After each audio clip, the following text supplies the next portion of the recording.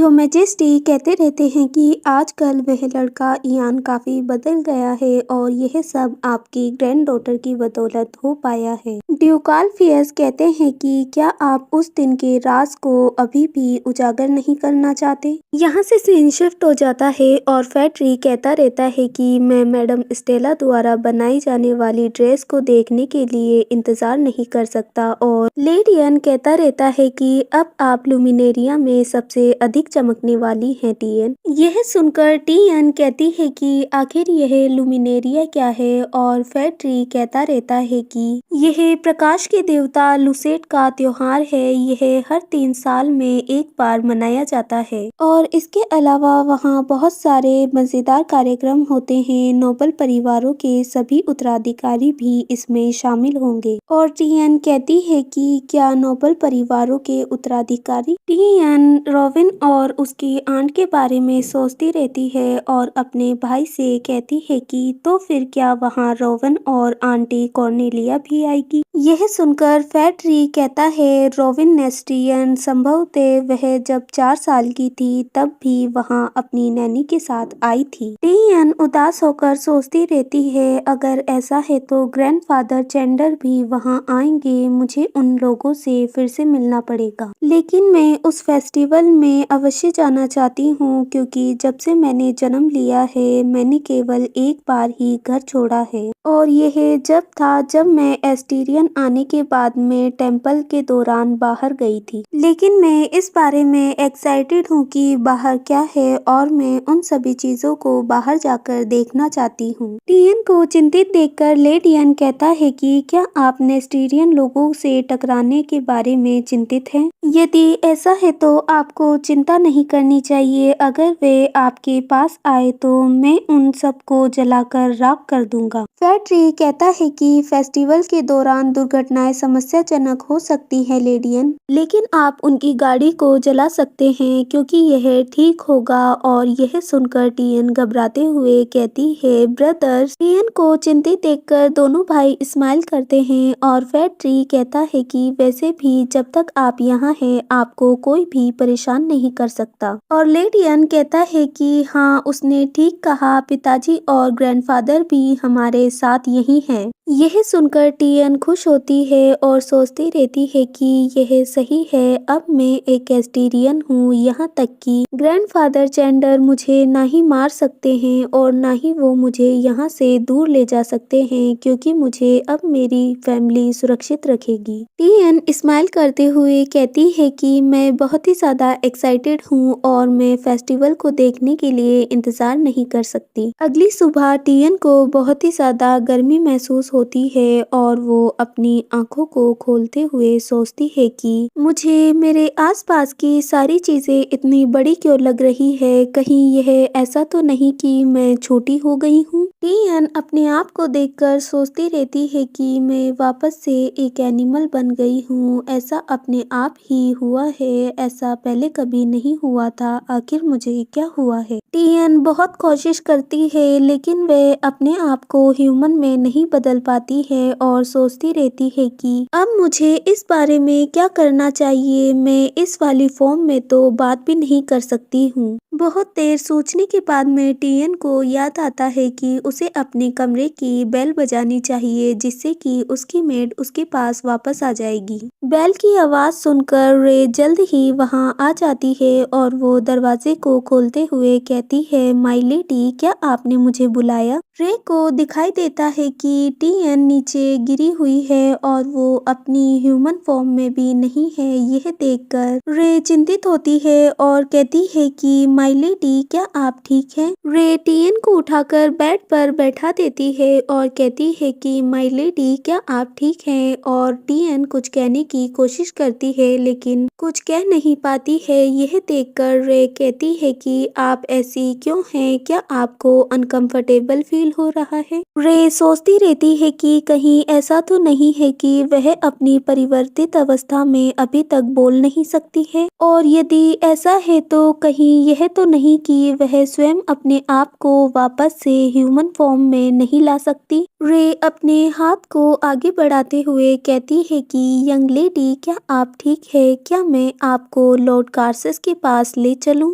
यह सुनकर टीएन जल्दी से उसकी गोद में आ जाती है और रे कहती रहती है कि ठीक है, चिंता मत करो, मैं आपको अभी ले चलती हूँ। रे सोचती रहती है कि मुझे क्या करना चाहिए, वह बहुत ही ज्यादा प्यारी है। टीएन अपने पिता के पास आ जाती है और लॉर्ड कार्सिस उसे देखकर सोचते रहते हैं कि आखिर कोई इतना प्यारा कैसे हो सकता है, और वो कहते हैं कि तो क्या आप आपकी एनिमल फॉर्म से वापस ह्यूमन फॉर्म में नहीं आ सकती? टीएन अपने सिर को हिलाते हुए हाँ कहती है और लॉर्ड कार्सिस अपने हाथ को आगे बढ़ाते हुए कहते हैं कि ऐसा संभव है कि क्योंकि अभी भी आप बहुत ही ज्यादा यंग हैं, इसीलिए ऐसा हुआ है, और यदि आप परिवर्तन की आदी नहीं हैं, इसीलिए यह कभी कभी अनजाने में भी हो सकता है। आमतौर पर यह समस्या 1 या 2 दिन में हल हो जाएगी। यह सुनकर टीएन शॉक हो जाती है और सोचती रहती है कि 1 या 2 दिन, मैंने तो सोचा था कि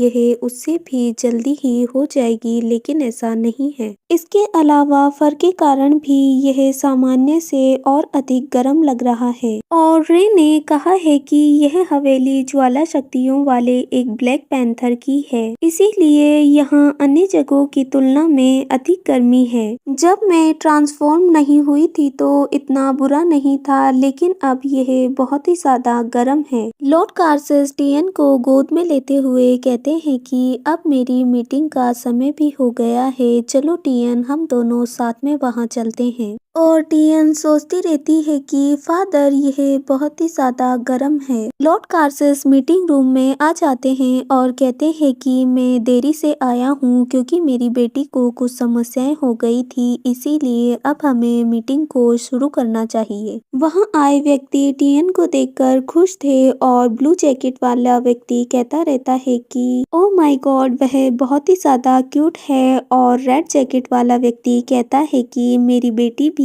कभी इसी आकार की थी। लॉर्ड कार्सिस टीएन को सहलाते रहते हैं और टीएन सोचती रहती है कि डैड, आपके हाथ बहुत ही ज्यादा गर्म है और मुझे लगता है कि जैसे मैं अब पिघलने वाली हूँ। लॉर्ड आल्फियस सोचते रहते हैं कि क्या कुछ हुआ है, क्या वह इतनी प्यारी है कि मैं बिल्कुल भी ध्यान नहीं दे पा रहा हूँ। मुझे ऐसा लग रहा है कि जैसे मैं अपना आपा खो रहा हूँ, क्योंकि मैं उसे सहलाना चाहता हूँ और उसे गोद में लेना चाहता हूँ। इन सबको देखते हुए ऐसा लग रहा है कि आज की मीटिंग तो असफल रही। ड्यूक आल्फियस टीएन को मिलने के लिए आते रहते हैं। वो बहुत ही ज्यादा खुश थे और वो पार्डन से कहते हैं कि तुरंत एक कलाकार को ढूंढा जाए, क्योंकि मैं अपनी ग्रैंड डॉटर के मनमोहक रूप को एक पेंटिंग में अवश्य बनवाना चाहता हूँ। ड्यूक आल्फियस टीएन के पास आकर कहते हैं कि मेरी प्यारी सी छोटी सी ग्रैंड डॉटर, क्या वह अपने ग्रैंडफादर को अपने आप को एक बार पकड़ने नहीं देगी? ड्यूक आल्फियस कहते रहते हैं कि बच्ची अभी अनकंफर्टेबल फील कर रही है, और ड्यूक आल्फियस टीएन को लेते हुए कहते हैं कि आप इस पूरे समय में उसे पकड़े हुए थे। ड्यूक आल्फियस टीएन को अपने हाथों में ले लेते हैं और उनके लेते ही टीएन को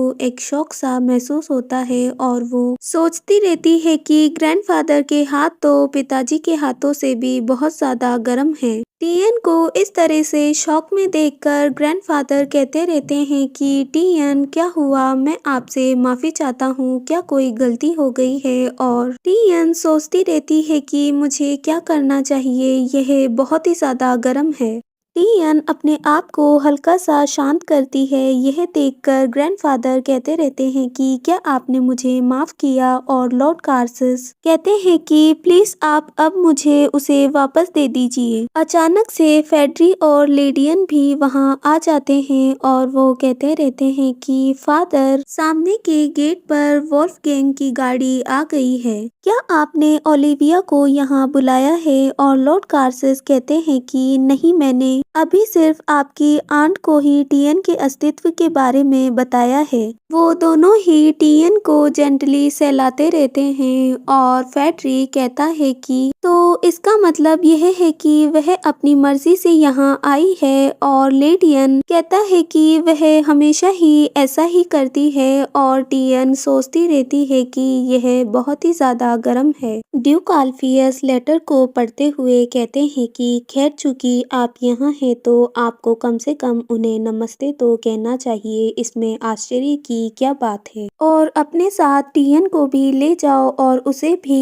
ओलिवियर से मिलवाओ। यह सुनकर टीएन शॉक होती है और सोचती रहती है कि आखिर यह कैसी मुलाकात है, मुझे इस तरह से उससे मिलना होगा। फैट्री कहता रहता है कि टीएन को यह बिल्कुल भी पसंद नहीं है कि वह इस अवस्था में उससे मिले, और अचानक से दरवाजा खुलने की आवाज आती है और वहाँ उनकी कजन सिस्टर ओलिवियर आ जाती है। ओलिविया उन्हें देखकर कहती है कि तो आप सब यहाँ हैं, और वही चेहरे जो मुझे हमेशा दिखाई देते हैं, मेरे कजन ब्रदर। ओलिविया टीएन के पास आती है और कहती है कि तो वो आप हैं जो कि मेरी कजन सिस्टर हैं, और फैट्री कहता है कि टीएन अभी भी नए लोगों से मिलने से शर्माती है, और ओलिविया कहती है कि ओ माय, आप बहुत ही ज्यादा क्यूट हैं, प्यारी हैं और बहुत ही ज्यादा मनमोहक हैं, आप टीएन है ना। ओलिविया कहती है कि क्या मैं उसे अपने हाथ में ले सकती हूँ, और फैट्री कहता रहता है कि फालतू की बातें मत करो। ओलिविया कहती रहती है कि आखिर क्यों नहीं, आखिर मैंने भी अपना बचपन एस्टीरियन में बिताया है। उनकी बातों से लॉर्ड अल्फियस डिस्ट्रैक्ट होते रहते हैं, और यह देखकर वह बहुत ही ज्यादा सीरियस होते हुए कहते हैं कि आपके ग्रैंडफादर अभी एक चित्रकार को चुन रहे हैं, इसीलिए आप सभी को बाहर जाकर खेलना चाहिए। यह सुनकर वे सभी कहते हैं ठीक है ग्रैंडफादर, हम जा रहे हैं। वे सभी एक दूसरे रूम में आ जाते हैं, और ओलिवियर कहती रहती है कि जब माँ को पता चला कि टीएन जीवित है तो वो बहुत ही ज्यादा खुश हुई। यह सुनकर फैट्री कहता है कि क्या सच में एंड एटियन। फैट्री सोचता रहता है कि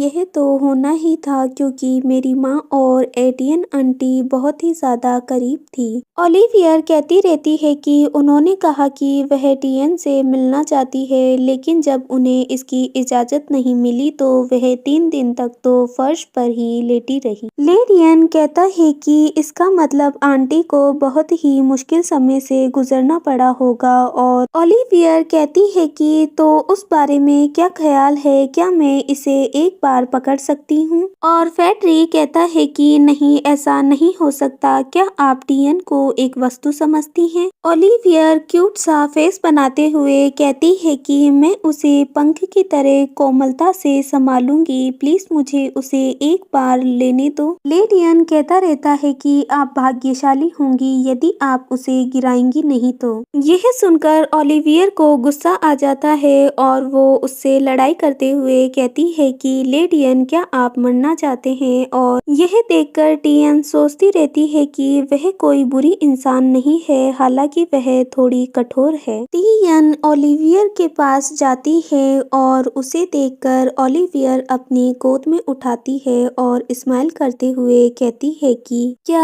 आप मेरे पास आएंगी, आप बहुत ही ज्यादा प्यारी हैं, मेरा नाम ओलिवियर वोल्फगैंग है। टीएन को उसके पास जाते ही ठंडी ठंडी सी विंड महसूस होती है। यह देखकर वह सोचती है कि सिस्टर क्या यह आपकी विंड है। यह बहुत ही ज्यादा अच्छा महसूस हो रहा है, और टीएन उसे गले लगा लेती है। उसके पास जाते ही टीएन बहुत ही ज्यादा खुश दिखाई दे रही थी, और ओलिवियर भी बहुत ज्यादा खुश थी। वो स्माइल करते हुए कहती है कि क्या सच में टीएन आपको मैं पसंद हूँ। यह देखकर दोनों भाई शॉक रह जाते हैं, और लेडियन कहता है कि टीएन क्या सच में आपको ओलिवियर पसंद आई, और टीएन सोचती रहती है कि हाँ, वह बहुत ही ज़्यादा कूल हैं और मुझे बहुत ही ज़्यादा अच्छा महसूस हो रहा है। लेडियन कहता रहता है कि इसका कोई मतलब नहीं है, उसका पूरा शरीर मांसपेशियों का है, यदि आप उसे गले लगाएंगी तो वह इतनी दृढ़ है कि आपका पूरा शरीर दर्द करने लगेगा टियन।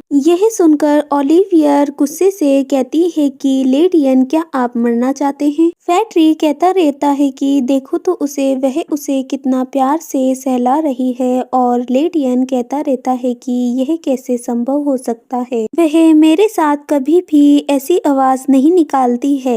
ओलिवियर स्माइल करते हुए कहती है कि आप दोनों ब्लैक पैंथर बिल्कुल ही स्टूपिड है, ऐसा इसीलिए है क्योंकि मेरा एम्ब्रेस कूल है, क्योंकि वह एक स्नो पैंथर है इसीलिए वह किसी ठंडी जगह पर रहती होगी। कल्पना कीजिए कि यहाँ उसके लिए कितनी गर्मी होगी। यह सुनकर वो दोनों ही शॉक हो जाते हैं और फैट्री कहता रहता है कि मुझे नहीं पता था कि ऐसा है, क्योंकि इस बारे में टियन ने हमें कभी नहीं बताया और एस्टीरियन अन्य जगहों की तुलना में अधिक गर्म है। ओलिवियर कहती रहती है कि मुझे नहीं पता था कि स्नो पैंथर गर्मी के प्रति इतने संवेदनशील होते हैं, जब तक कि मैं रोविन एस्टीरियन से नहीं मिली थी, लेकिन उससे मिलने के बाद मुझे इस बात का यकीन हुआ। एक बार मेरी उससे टी पार्टी पर मुलाकात हुई थी और वह गर्मी को लेकर बहुत ही अधिक हंगामा कर रही थी। मैंने उस वक्त सोचा था कि वह जरूरत से ज्यादा प्रतिक्रिया कर रही है, लेकिन मुझे लगता है कि ऐसा सच नहीं था। यह सुनकर टियन सोचती रहती है कि अगर वह रोविन थी तो सचमुच उसे बहुत ही ज्यादा गर्मी लगी होगी। इसके विपरीत मैं एक हाफ स्नो पैंथर हूँ और रोविन एक पूरी तरीके से सच्ची स्नो पैंथर है।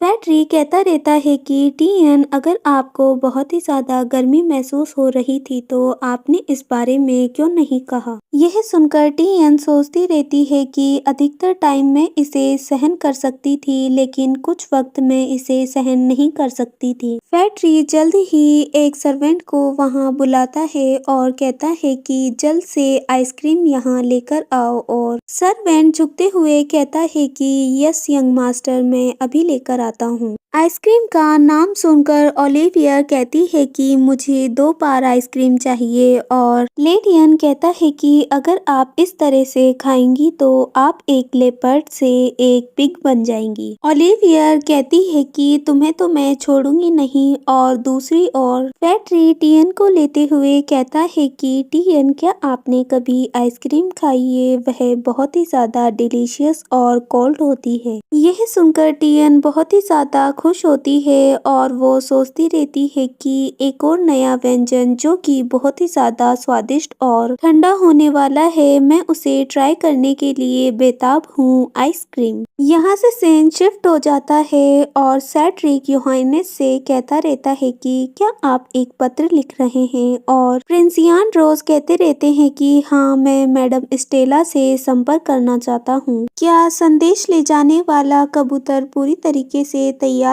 हैं? और सेड्रिक कहता है कि हाँ, लेकिन मैडम स्टेला। सेड्रिक को आश्चर्य में देखकर प्रिंस यान रोज कहते हैं कि मैं टियन को कुछ कपड़े उपहार में देने जा रहा हूँ। सेड्रिक कहता रहता है कि लेकिन योहानेस, मैडम स्टेला जो केवल रॉयल्टी और नोबल वर्ग के लिए ही पोशाक बनाती है, लेडी टियन को कपड़े उपहार में देने से समस्या उत्पन्न हो सकती है। और विशेषकर इस वक्त क्राउन प्रिंस के कपड़ों का चयन चल रहा है। यह सुनकर प्रिंस यान रोज कहता है कि इससे कोई फर्क नहीं पड़ता है, अगर मैं कोई उपहार देना चाहता हूँ तो मैं यही दूंगा। यान सोचता रहता है कि मैं जानता हूँ कि वहाँ परेशानी पैदा करने वाली चीजें हो सकती हैं, लेकिन यदि मैं इसमें शामिल व्यक्ति हूँ तो यह कोई मुद्दा नहीं है, तो इससे मामला सुलझ सकता है। इसके अलावा सबसे महत्वपूर्ण बात यह है कि इससे पहले किसी ने ने भी मुझे ऐसा नहीं कहा था। एक ऐसा जन्मदिवस जहाँ कोई भी मेरा ईमानदारी से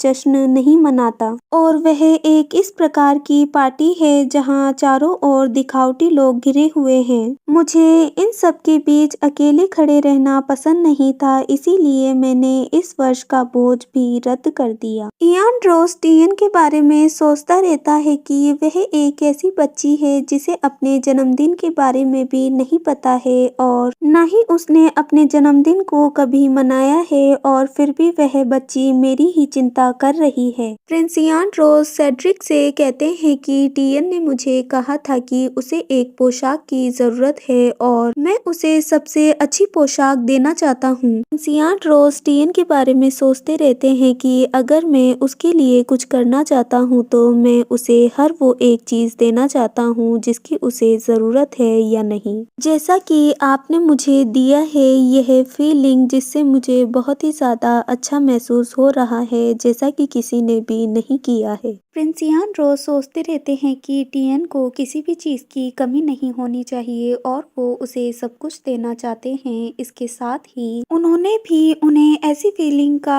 अनुभव करवाया है जो कि उन्होंने कभी भी महसूस नहीं किया था। अगले दिन टियन ओलिविया से कहती रहती है कि यूनी, आपने मुझे अपने ट्रांसफॉर्मेशन को कंट्रोल करना सिखा दिया है, क्योंकि मैं पहले इसे अच्छे से कंट्रोल नहीं कर सकती थी। यह सुनकर ओलिविया टियन को गले लगा लेती है और स्माइल करते हुए कहती है कि ओह माय गॉड टियन, आप तो अपने एनिमल रूप से भी बहुत ज्यादा क्यूट हैं। आप बहुत ही ज्यादा प्यारी हैं। क्या आपको कुछ चाहिए? मैं आपको वह सब खरीद दूंगी। और क्या आप हमारे घर पर चलना चाहेंगी? अगर आप हमारे घर पर चलेंगी तो मैं वहाँ पर आपको सबसे अच्छा वाला बड़ा कमरा दूंगी। लेडियन कहता रहता है कि वहाँ पर सबसे अच्छा कमरा, क्या यह अंकल वोल्फगैंग का कमरा तो नहीं है? यह सुनकर ओलिवियर कहती रहती है कि तो क्या हुआ, पिताजी एक वयस्क हैं, उन्हें अच्छे कमरे की जरूरत नहीं है और टियन एक बच्ची है, इसीलिए उसे सबसे अच्छे कमरे का उपयोग करना चाहिए। यह सुनकर टियन अपने माउथ पर हाथ लगाते हुए कहती है कि यह तो बहुत ही ज्यादा है, और फैट्री कहता रहता है कि नहीं, किसी भी हालत में मैं उस व्यक्ति को आपका अपहरण नहीं करने दूंगा, इसीलिए आपको इस बात की चिंता करने की जरूरत नहीं है टियन। यह सुनकर टियन स्माइल करते हुए कहती है कि अगर ऐसा है तो क्या मैं उन्हीं की हवा को थोड़ा और महसूस कर सकती हूँ, क्योंकि उसे फील करने पर मुझे बहुत ही ज्यादा अच्छा और ताज़ा महसूस होता है। यह सुनकर ओलिवियर बहुत ही ज्यादा खुश होती है और कहती है कि आप इतनी प्यारी बातें कैसे कर सकती हैं। मैं इस बात की विश करती हूँ कि आपको तो मेरी रियल सिस्टर होना चाहिए था।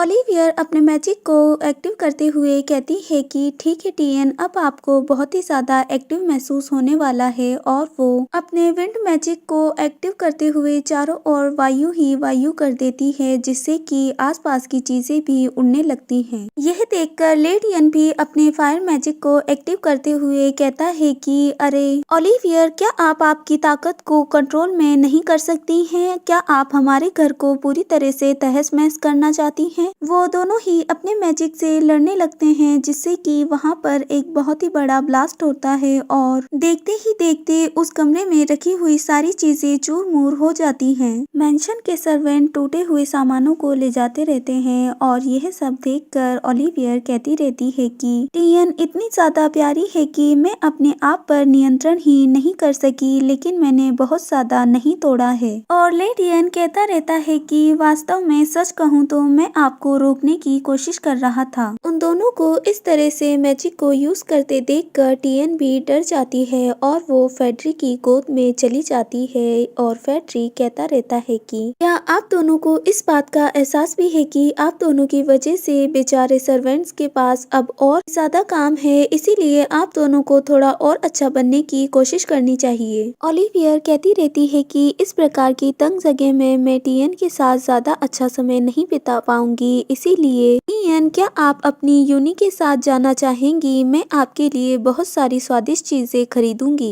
यह सुनकर टियन अपनी ह्यूमन फॉर्म में वापस आ जाती है और वो कहती है कि इससे पहले मैं कभी भी बाहर नहीं गई हूँ। और ओलिवियर गुस्से से कहती है कि मुझे अब यह मत कहना कि मेरे अंकल और ग्रैंडफादर ने तुम्हें अभी तक यहाँ से कहीं पर भी बाहर जाने नहीं दिया और यहाँ घर पर ही बंद करके रखा हुआ है। टियन ओलिवियर से कहती रहती है कि नहीं नहीं, ऐसा नहीं है, मैं अभी भी लोगों के सामने जाने से शर्माती हूँ और इतने समय में बहुत सारी ऐसी घटनाएं घटी हैं, इसीलिए वे मेरे प्रति बहुत ही ज्यादा विचारशील थे। ओलिवियर गहरी सांस लेते हुए अपने चेस्ट पर हाथ रखती है और कहती रहती है कि मैंने सोचा कि उन्होंने तुम्हें इसीलिए बंद करके रखा हुआ है क्योंकि आप बहुत ही ज्यादा प्यारी हैं। और उसकी बातों को सुनकर टियन सोचती रहती है कि खैर ग्रैंडफादर चैंडर ने मुझे वास्तव में बंद करके रखा हुआ था, लेकिन मुझे इस बात का उल्लेख करने की कोई आवश्यकता नहीं है ना। ओलिवियर टियन की ओर आगे बढ़ती है और कहती है कि टियन हमें जाना चाहिए, मैं एक बहुत ही ज्यादा अच्छी बेकरी जानती हूँ जहाँ पर बहुत ही ज्यादा स्वादिष्ट केक बेचते हैं। टियन सोचती रहती है कि क्या सच में मैं बाहर जा सकती हूँ, क्योंकि बाहर बहुत ही ज्यादा खतरनाक लोग हो सकते हैं जैसे कि टेम्पल में थे। लेकिन जल्द ही फेस्टिवल भी आने वाला है, इसीलिए मुझे पहले ही बाहर जाने का अभ्यास कर लेना चाहिए। और इसके अलावा सबसे महत्वपूर्ण बात यह है कि यूनी भी मेरे भाइयों की तरह ज्यादा ताकतवर दिखाई देती है, इसीलिए मुझे बाहर जाने से नहीं डरना चाहिए और यूनी के साथ बाहर जाना चाहिए। टियन झिझकते हुए कहती है कि हाँ, मैं बाहर घूमने के लिए जाना चाहती हूँ, लेकिन क्या पिताजी इसके लिए हाँ कहेंगे? और यह सुनकर ओलिवियर बहुत ही ज्यादा खुश होती है। ओलिवियर स्माइल करते हुए टियन की ओर जाती है और कहती है कि आपको इस बात की बिल्कुल भी चिंता नहीं करनी चाहिए, क्योंकि अगर वो इसके लिए मना कर देंगे तो मेरे पास इसके लिए बहुत ही अच्छा प्लान है, इसीलिए आप निश्चित रहिए। दूसरी ओर वह जल्द ही परमिशन लेने के लिए लॉर्ड कार्सस के पास आ जाते हैं और लॉर्ड कार्सस कहते हैं कि नहीं, आप टियन को बाहर नहीं ले जा सकती हैं। यह सुनकर ओलिवियर फर्श पर लेट जाती है और रोते हुए कहती है कि नहीं, मुझे आप टियन को बाहर ले जाने दीजिए। और यह देखकर दोनों भाई सोचते रहते हैं कि क्या सच में यह उसका प्लान है। लॉर्ड कार्सस कहते रहते हैं कि आपने तो टियन की एबिलिटी के बारे में सुना ही होगा, है ना, आपको बहुत ही सावधानी रखनी होगी। और ओलिवियर चिल्लाते हुए कहती है कि मुझे इस बात का पता है और मैं बिल्कुल अच्छे तरीके से उसकी देखभाल कर सकती हूँ। ओलिवियर को इस तरह से नाटक करते हुए देखकर फेड्री टियन की आंखों को अपने हाथ से ढक लेता है और टियन से कहता रहता है कि टियन, आपको उसे नहीं देखना चाहिए, क्योंकि आपको इस प्रकार की चीजें नहीं सीखनी चाहिए। टियन की आवाज सुनकर लॉर्ड कार्सस पीछे की ओर देखते हैं और टियन कहती रहती है कि डैड, मैंने सुना है कि जल्द ही एक फेस्टिवल आने वाला है, वहाँ बहुत से लोग होंगे और बहुत सारी चीजें होंगी, और इसीलिए मैं पहले से ही बाहर घूमना चाहती हूँ ताकि मैं फेस्टिवल में अभिभूत ना हो जाऊँ। और मैं सचमुच इस त्योहार का काफी समय से इंतजार कर रही हूँ, लेकिन मैं नहीं चाहती कि कुछ बुरा घटित हो। यह सुनकर लॉर्ड कार्सस आश्चर्य से कहते रहते हैं कि क्या सच में ऐसा है। वह सोचते रहते हैं कि टियन वास्तव में लुमिनेरिया की प्रतीक्षा कर रही है। टियन अपने फादर को भरोसा दिलाते हुए कहता है कि आपको चिंता करने की जरूरत नहीं है, हम टियन को बहुत ही अच्छे से सुरक्षित रखेंगे। फेड्री कहता रहता है कि यदि हम हमारे साथ एस्टीरियन नाइट्स को ले जाएं तो फिर कोई समस्या नहीं होगी, क्यों, यह ठीक रहेगा ना पिताजी। यह सब सुनकर लॉर्ड कार्सस गहरी सांस लेते हैं और कहते हैं कि लेकिन अभी सबसे ज्यादा ध्यान टियन पर ही है, और अगर आप सभी एक साथ बाहर जाएंगे तो सभी का ध्यान आपकी ओर ही आकर्षित होगा और वो टियन की ओर ज्यादा आकर्षित होंगे। ओलिवियर बहुत ही ज्यादा खुश होती है और खड़ी होते हुए कहती है कि इन सब के लिए मेरे पास बहुत ही अच्छा आइडिया है, और वो यह है कि यदि हमें टियन को अलग दिखने से रोकना है तो उसका एक ही तरीका है। जल्द ही वे सभी बाजार में घूमने के लिए आ जाते हैं और टियन ने अपना एनिमल रूप ले रखा था और फेड्री टियन से कहता है कि क्या आपको अंदर घुटन महसूस हो रही है। और टियन खुशी से ग्राउलिंग करती है और वो सोचती रहती है कि मुझे बहुत ही ज्यादा अच्छा महसूस हो रहा है।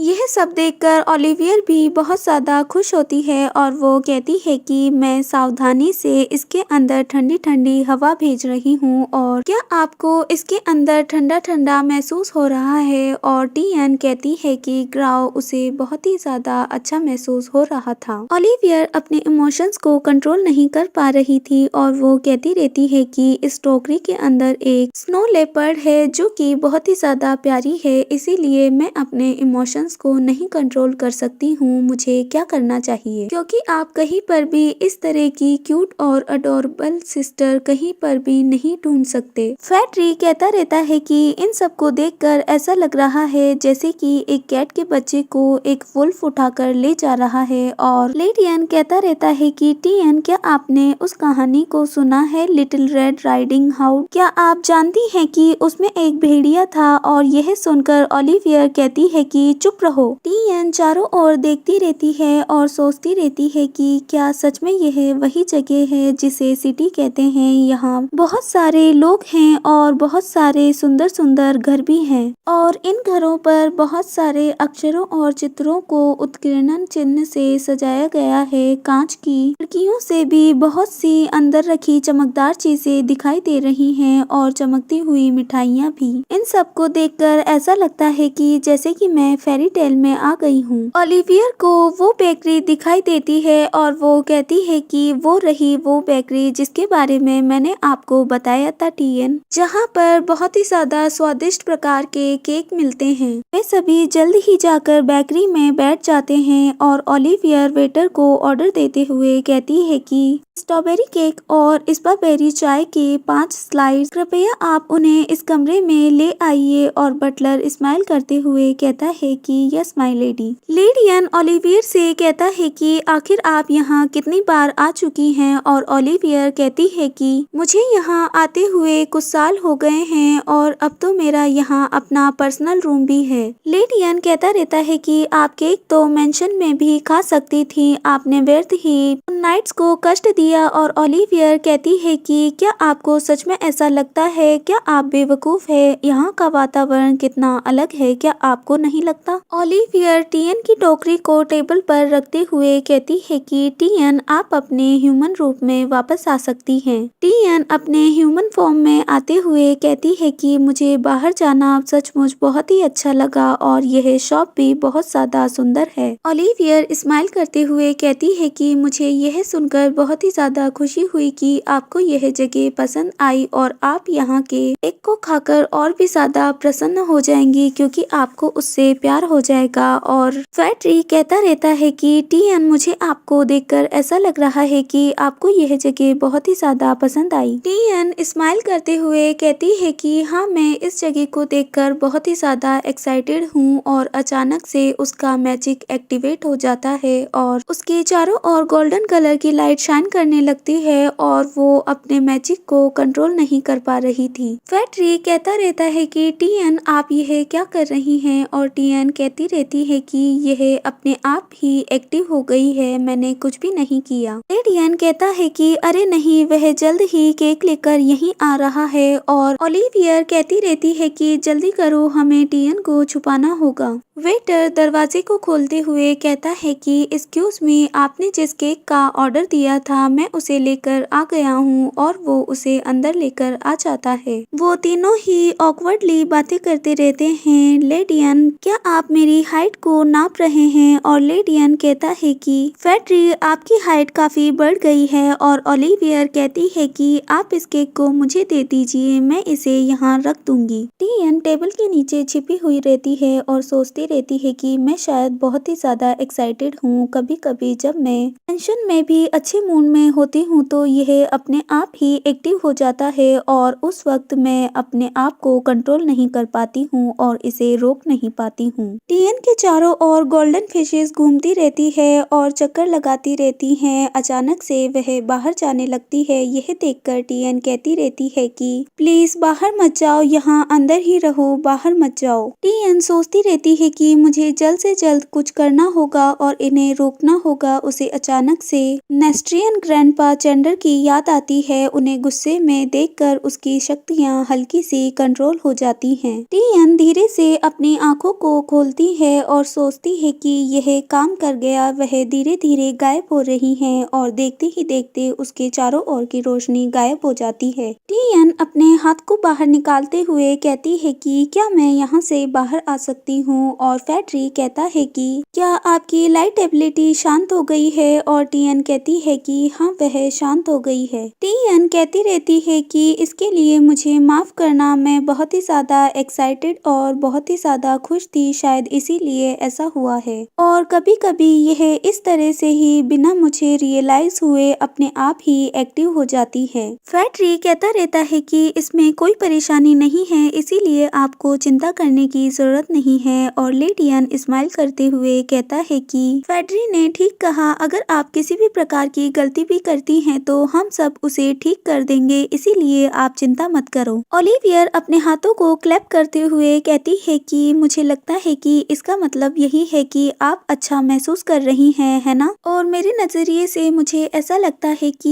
यही आपके लिए सफलता है। अब कोई भी अंदर नहीं आएगा, इसीलिए आप बैठ जाइए और आराम से इस केक को खाइए। यह सुनकर टियन स्माइल करते हुए कहती है ठीक है, और वो सीट पर बैठकर केक खाती रहती है और बहुत ही ज्यादा एक्साइटेड और हैप्पी होती है। इसीलिए उसकी लाइट एबिलिटी एक्टिव हो जाती है और उसके चारों ओर फिशेस घूमने लगती हैं। यह देखकर वो सोचते रहते हैं कि उसका मैजिक वापस से एक्टिव हो गया है और वो बहुत ही ज्यादा क्यूट लग रही है। यहाँ से सीन शिफ्ट हो जाता है और दिखाया जाता है कि एक मैसेंजर पिजन एक लेटर लेकर आया होता है और वो खिड़की को खटखटाता रहता है। वह लेडी और कोई नहीं मैडम एस्टेला थी, और वो पिजन से लेटर लेते हुए सोचती रहती है कि चलो देखते हैं कि यह लेटर कहाँ से आया है, और वो पढ़ती है कि यह लेटर क्रैशियन ने भेजा है। मैडम एस्टेला अपने मैसेंजर पिजन को सहलाती रहती है। वे एक संदेशवाहक कबूतर थे जिन्हें उसने बहुत पहले विभिन्न शाही और राजसी परिवारों ने उन्हें उपहार में दिया था,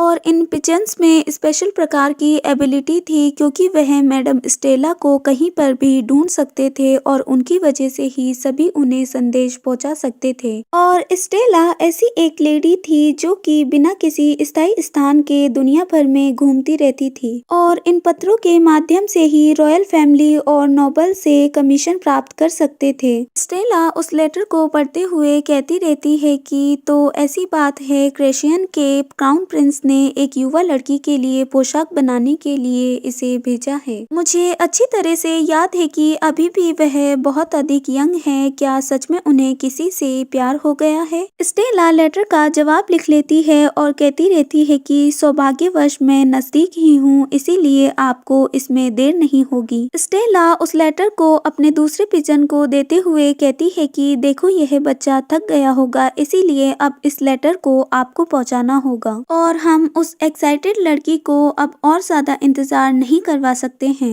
यहाँ से सीन शिफ्ट हो जाता है। दूसरी ओर ओलिवियर कहती रहती है कि जब तक कि हम यहाँ से बाहर नहीं जाएंगे तब तक इस कमरे में कोई भी नहीं आएगा, इसीलिए आपको चिंता नहीं करनी चाहिए। ओलिवियर यह कहती ही रहती है कि अचानक से दरवाजा खुल जाता है और क्राउन प्रिंस अंदर आते हुए कहते हैं कि तो मैंने ठीक सुना था, यह ओलिवियर वोल्फगैंग की ही आवाज है। वे सभी यहाँ इयान को देखकर सरप्राइज थे और कहते रहते हैं कि आखिर आपने इस स्थान को कैसे ढूंढा, आखिर आप यहाँ कैसे आए, और आपने इस प्रकार की पोशाक क्यों पहन रखी है। प्रिंस इयान रोज अपनी कैप को उतारते हुए कहते हैं कि मैं एस्टीरियन स्टेट में गया था और उन्होंने बताया कि आप सभी यहाँ आए हुए हैं, और मैं आकर्षक पोशाक पहनकर सड़कों पर नहीं चल सकता था, इसीलिए मैंने जितना संभव हो सका अपने आप को ढक लिया। इसी बीच बाहर की सिचुएशन को दिखाया जाता है जहाँ पर सोल्जर सोचते रहते हैं कि योहानेस कृपया जल्दी से बाहर आ जाइए, क्योंकि शॉप के ऑनर हमें संदेह भरी नजरों से देख रहे हैं। प्रिंस इयान को अचानक से वहाँ देखकर ओलिवियर गुस्से से कहती रहती है कि योहानेस, आज मैं यहाँ अपने कजन ब्रदर्स के साथ डेट पर आई हूँ, और क्या आप इसमें अपना हस्तक्षेप करना बंद करेंगे? लेडियन कहता रहता है कि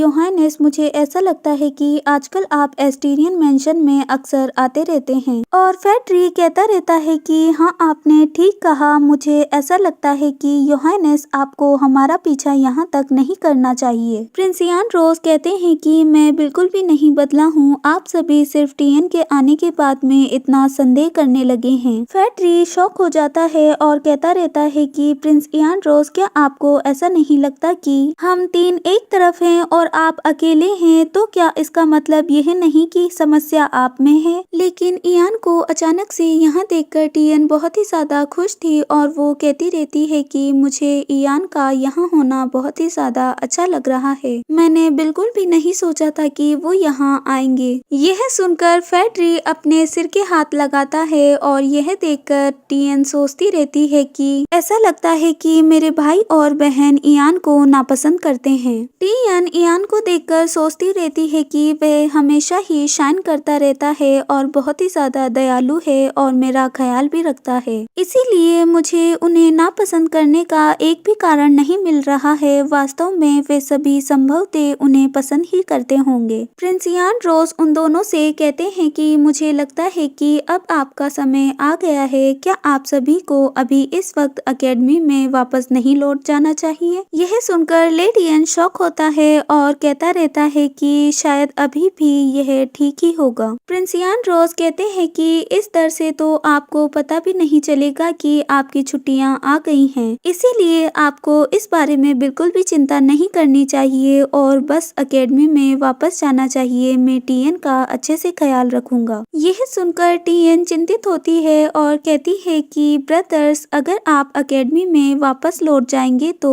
क्या इसका मतलब यह है कि मैं आपको फिर कभी भी नहीं देख पाऊंगी? यह सुनकर फैट्री स्माइल करते हुए कहता है कि नहीं नहीं, ऐसा नहीं है, आप मुझसे कभी भी मिल सकती हैं। यदि आप पत्र लिखकर कहें कि आप मुझसे मिलना चाहती हैं तो मैं किसी भी समय आपसे मिलने के लिए वापस चला आऊंगा। यह सुनकर टीएन बहुत ही ज्यादा खुश होती है और अपने हाथ से क्लैप करते हुए कहती है कि फिर तो मैं खूब मेहनत से पढ़ाई करूंगी और आपको जल्द ही पत्र लिखूंगी। यह सुनकर ओलिवियर सरप्राइज होती है और आश्चर्य से कहती है कि टीएन, क्या आप लिखना नहीं जानती? टीएन कहती है कि बहुत अच्छी तरीके से नहीं आता है, उन्होंने मुझे 6 साल की उम्र तक नेस्टीरियन भाषा ही पढ़ाई है। टीएन को उस समय की याद आती है क्योंकि जायरा ने उसे ठीक तरीके से नहीं सिखाया था, क्योंकि वह बिल्कुल भी नहीं चाहती थी कि वह रोविन से अधिक बेहतर बने। और इसके अलावा जब भी ग्रैंडफादर चैंडर उसे देखने आते थे तो वो उसे बहुत ही ज्यादा डांटते थे।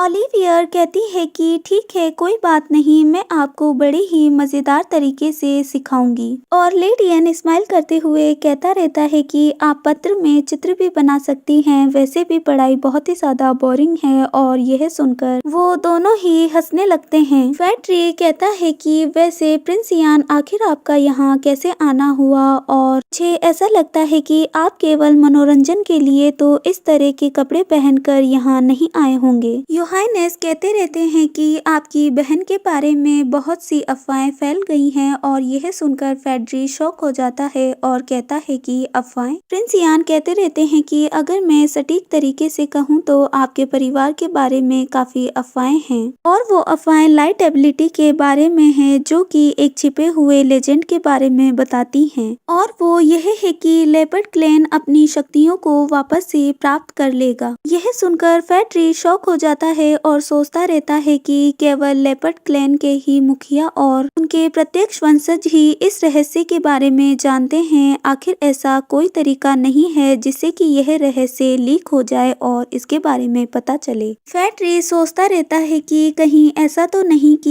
यह नेस्टीरियन परिवार ने किया है, क्योंकि एस्टीरियन और नेस्टीरियन शानदार लाइट की एबिलिटी के द्वारा अपनी मूल शक्तियों को पुनः प्राप्त कर लेंगे। और इसके अलावा लेपर्ड क्लैन, जिसके पास पहले से ही इतनी मजबूत और ताकतवर क्षमता है, उनके पास एकमात्र बंधन है जो कि उनका पागलपन है, जिससे कि वो मुक्त हो जाएंगे। और यदि इस बात को मैं दूसरे शब्दों में कहूँ तो टीएन, जिसके पास की लाइट एबिलिटी है, वह लेपर्ड क्लैन के अलावा अन्य क्लैन के लिए भी एक बड़ा खतरा बन सकती है। फैट्री उन लोगों के बारे में सोचता रहता है जिन्होंने एक बार लाइट एबिलिटी वाले बच्चे की प्रशंसा की थी और उनके पास एक महान क्षमता है। कहीं ऐसा तो नहीं कि वे सभी लोग अब टीएन के दुश्मन बन जाएंगे?